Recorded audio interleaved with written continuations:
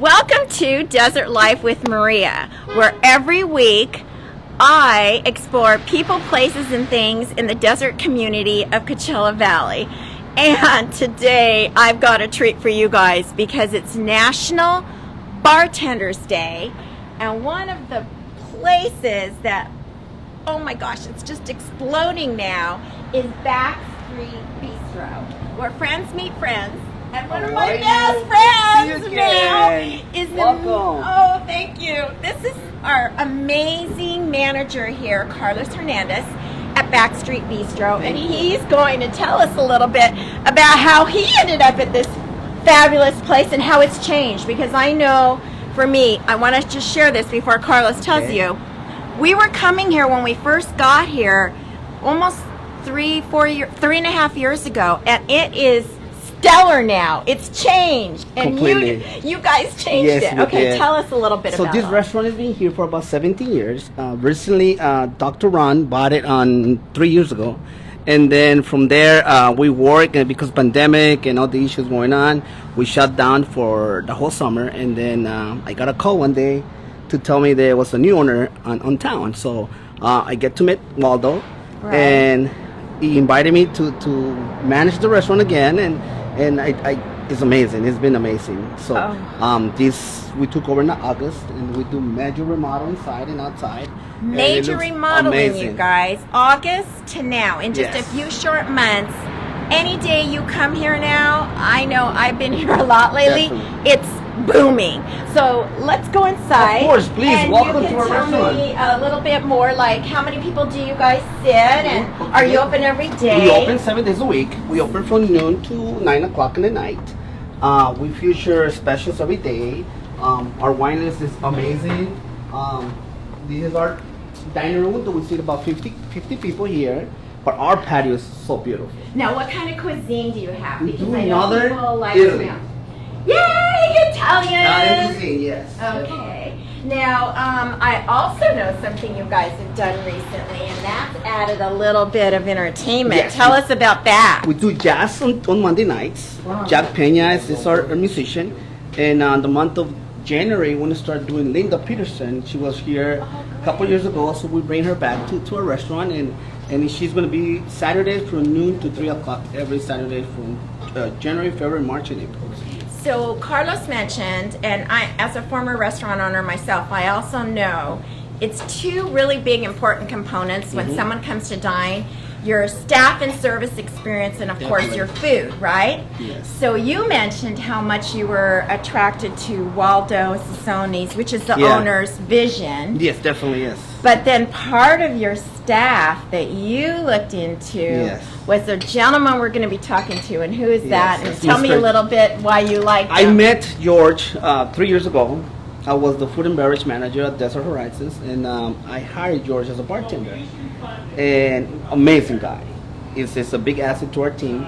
And when I took over the restaurant last year, 2 years ago, as a matter of fact, I called him. He couldn't be here because he had a commitment at Desert Horizons. So over the summer, because pandemic closed down everything, so I get hold of him on August, and I talked to him. And he goes, let me think about it. And then 2 weeks later, he knocked the door.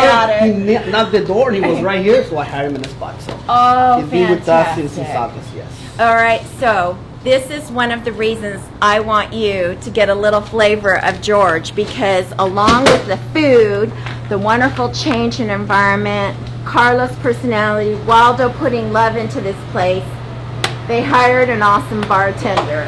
So hi, George. Good afternoon. How are you? Why don't you tell us first of all, I'm going to get over here. Yes, kind of pardon me, I'm out of uniform for this here. Okay. So tell us your full name, and my gosh, how did you get into the industry? How did you get into bartending? My name is George Panico. I've been a bartender 50-some years. My father was a bartender most of my life, so I kind of fell into it. And worked with him for years at different places and learned from the best, and it pretty much became my career. Oh my gosh, so it was in the family, it was kind of like in the blood. So yes. So I have a question that a lot of my viewers want to know. when you have a customer that comes in and it's just crazy busy and the waitresses want this drink and this person over here is asking your attention, how do you handle it with such grace? What do you do? What do you Okay, my first experience is in nightclubs. And what I've seen, if you go out somewhere and you don't have any attention from anybody, no matter how busy they are, all most of us need is a, I'll be right with you, or a smile. Okay, so that alone puts your guests at ease. They know you're not going to forget them. They know you'll be there as fast as you can. So you recognize Yes, them. that's the first thing, and easily to greet people when they come and go, and this is a pleasure. So I've taken that from being behind a bar, and I've worked a lot of nightclubs back east, 4 in the morning, 3 in the morning, so I know learning how to read lips and so forth. So I came out to California. I worked, I worked the Esmeralda for about a year. Okay. Back when Fitz used to do the Wednesday nights. Yeah. Ran the pool bar before it became Saguaro. I called it my bunker bar.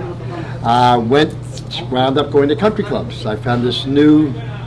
So how did you feel compelled to work here? Because it's kind Okay. of like Yes, this hidden yes. gem, right? Well, It's a hidden gem. Yeah, coming out here, and again, I got into country clubs, which enabled Am I me. okay to go back there? Yes, come back it's here, off sure. hours, guys. Yeah, I'm gonna no, this side. Oh, Come this here. side. I'm going to go around here.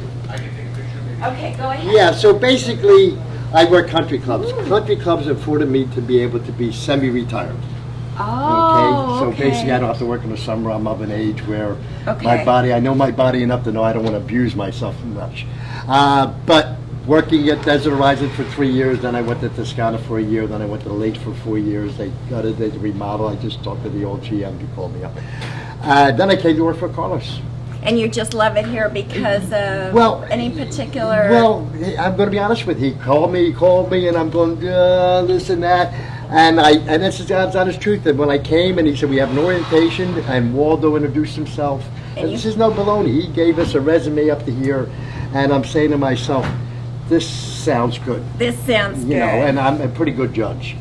Him and I, we're butt heads. We won't butt heads. I know he cares for me, and he knows I will do anything for him. So this is what we mean about service. So I don't know which one of you wants to answer this question, but I'm sure both of you've experienced where someone's totally spilled their drink, or the glass falls here behind them. How do you handle that situation? Put them at ease. Put them at ease. Don't embarrass Even them. if it's your staff, Oh, right? yes. The last thing you want somebody to be uptight, and it affects the rest of the evening.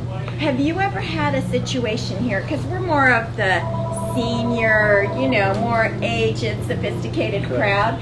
Have you ever had anyone where you've actually had to deal with they're a little bit too tipsy or they've gotten out of control? My philosophy always been create guests for life.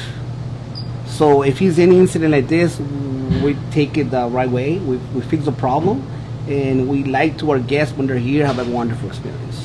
That's what we do here. So you kind of just Yes, definitely. And it changes in restaurants from nightclubs and so forth. Nightclubs I've initiated, like you tell every bartender, this guy, it's flagged. And you try to do it in the best way possible. And again, to hear, we don't want to alienate somebody which will take it every wrong way. What if somebody says, but George, there's not enough vodka in this? What do you do? Well, you deal with that, but you kind of know what you poured in. You kind of know, and you kind of just, okay. And the perception is everything, and I'm the kind of bartender who uses a lot of ice, so your ratio to liquor and mixer is not a lot, which will make your drink appear to be weak. So that's your perception. So what we're going to do, it's starting to get a little noisy in here in the activity in the kitchen because, hey, it's a restaurant. Yep. So I have two last questions I think everyone would love to know. Is there some drink or some pasta dish, either one? You might know the pasta dish and you might know the drink, where someone's asking you, go, what the heck is that? Or how do you handle it without seeming uneducated? We'll let you take it first. Well, the food, every plate that we make here is made with passion, with love. And sometimes we ask questions about the veal marsala, because it looks like chicken. So people ask, it's chicken, it's veal. A lot of people, they don't have the tester between the veal and the chicken. So that's the question that we ask. Okay, for the food and for the drink. Okay, I put out a martini menu, and both Waldo and I put them, and he puts together a few drinks, and I always convince with the customers, and I say, I did this many years ago in a restaurant one night. Me and the captain put together. We kind of drunk because we tried different recipes.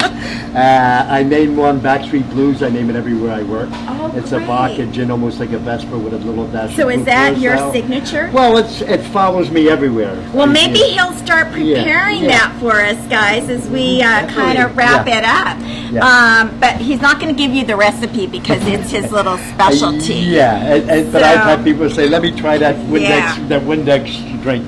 It kind of looks like it. Mm-hmm. The Yep. Windex drink. Yeah, guys. you'll see. Okay, so next time if you see me carrying around a Windex bottle, remind me of my big fat Yeah, Greek wedding, right? Oh, of course. Anything fixes with my drink, Yes, the Windex yes. drink. It's an impressive looking drink. So, anyway, he's going to start preparing that, and while he does that, we may get a little final hello from our owner, and I'll just have you know that this is what an owner does. He's behind the scenes, he's humble, and he lets his staff take the show, and I give him a lot of credit for that because we have two amazing individuals that we've been blessed to know. So we are at the address here. Backstreet Bistro is Palm Desert, California. Palm Desert, California. We're on the tip end of El Paseo, right? I tell a lot of friends we're just west of Monterey. West of Monterey. There you go. And you can't miss National it. Bartender Day. And it's National yes, Bartender and- Day. So, of course, if you're not doing anything today, I would suggest you get a good drink from this guy, George, yes. and visit this place during the holidays because it's going to be popping. It's just fantastic. So, Yes. do you want to start preparing my Yes. drink Let's- for them? let's do And this. I will get back to you guys You when will. I give you the summary of this wonderful thing on I'll YouTube. show you how we prepare it now. Yeah. Okay. Desert Life with Maria, guys. It'll be download on this. You can give me your comments. Let me know if you come here. Oh, wow. It already looks amazing. So we're going to make this. I don't Okay, this is his little specialty. Oh my Okay, God. I'm gonna get a how cocktail glass cool. Wow. And let's see. Okay, cocktail glass, nice and chilled, of course, just like a professional. Oh, good. I got a twist. And he has a twist. Yeah. Are we going to get the benefit of having Waldo come and say hello? There he is. He's just waving. Thank you, Waldo. Hi, thank you for being here. My pleasure. We love you. You do your work. We're going to get out of here soon. I know what it takes to make Thank you. So this is it, you guys, and our final. Oh, I'm just going to tell you that I will at some point clue you in. Oh my gosh, it's a little bit early, so I'm not going that's to the quite sit Backstreet this Blues. yet. But this is it. Thank you, George. Ganda. Thank you, community. We'll see you. Go celebrate and tell somebody that you love that's a bartender. Thank you for your hard work. See you later. Thank you.